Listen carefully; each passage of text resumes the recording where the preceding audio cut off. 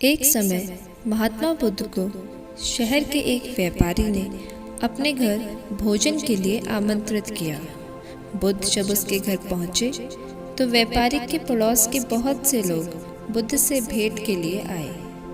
उन लोगों के बीच ही एक चोर भी आ गया और महात्मा बुद्ध को देखते ही पूछा, स्वामी जी, क्या मैं आपके पैर धो सकता हूँ? महात्मा बुद्ध अनुमति देते उससे पहले ही वह उनके पैर धोने लगा। उस चोर के नगर में बहुत चर्चे थे।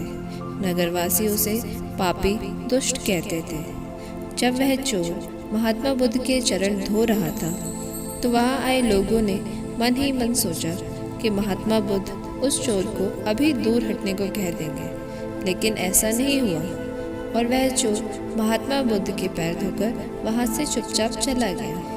एक व्यापारी ने महात्मा बुद्ध से पूछा, स्वामी जी, आप जानते हैं कि वह व्यक्ति कौन था?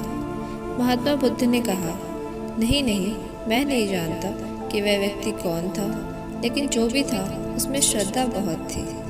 व्यापारी कहने लगा, वह व्यक्ति एक चोर था। उस व्यक्ति से नगर के सभी लोग घृणा करते हैं और मैं भी, क्योंकि वह इस नगर का बदनाम चोर है। वह लोगों के ईमानदारी से कमाए हुए पैसों को चुरा कर ले जाता है। महात्मा बुद्ध ने वहां आए सभी लोगों और उस व्यापारी से एक सवाल किया।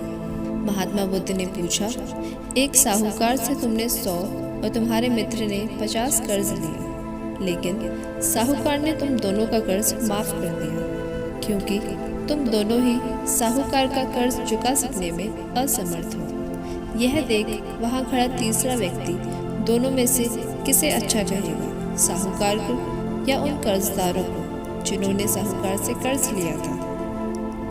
व्यापारी ने कहा, स्वामी जी, निश्चित तौर पर वह साहूकार ही अच्छा व्यक्ति है जिसने दोनों का कर्जा माफ कर दिया। महात्मा बुद्ध ने कहा, जैसे आपने उस साहूकार को अच्छा कहा है, ठीक उसी प्रकार लोग भी उसी व्यक्ति को अच्छा कहते हैं जो अच्छा करता है।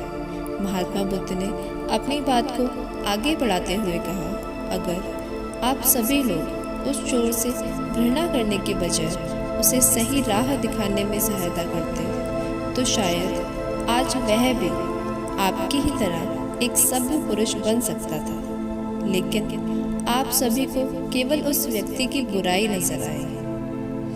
आप में से किसी ने भी कभी भी उसको सही राह दिखाने की कोशिश ही नहीं की। अगर आप सभी लोग मिलकर अपनी ही तरह उसे भी कामकाज करना सिखाते तो शायद आप लोगों की वजह से उसका जीवन भी बदल सकता था। तो दोस्तों, जीवन में हमें कई प्रकार के लोग देखने को मिलेंगे। कुछ में अच्छाइयाँ छुपी होती है, कुछ में बुराइयाँ भी होती है, लेकिन हमें उनकी बुराइयों को सिर्फ देखकर नज़रअंदाज करने की बजाय, उनसे घृणा करने की बजाय हमें उनकी सहायता करनी चाहिए और उन्हें जीवन में सही राह चुनने के लिए प्रेरित करना चाहिए।